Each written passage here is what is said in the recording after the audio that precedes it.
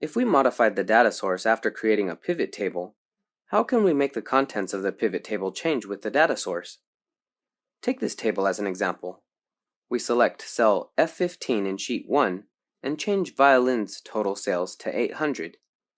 Then we go back to sheet 2, only to find no change in the values of the pivot table. At this time, we click the Option tab and click the Refresh button to refresh the pivot table.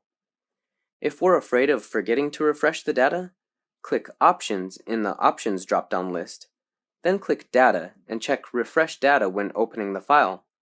By doing so, the pivot table will be refreshed every time we reopen it. But the above method works only when the data is changed, not when we add rows or columns. For example, we add a row at the bottom of the table in sheet 1. According to the above method, click Refresh, and we find the data in the pivot table is not refreshed synchronously. The correct method is to click the Change Data Source button, select the new data source area A1 through F16, and click OK to refresh the pivot table. These are two methods for refreshing pivot tables synchronously. Did you get them?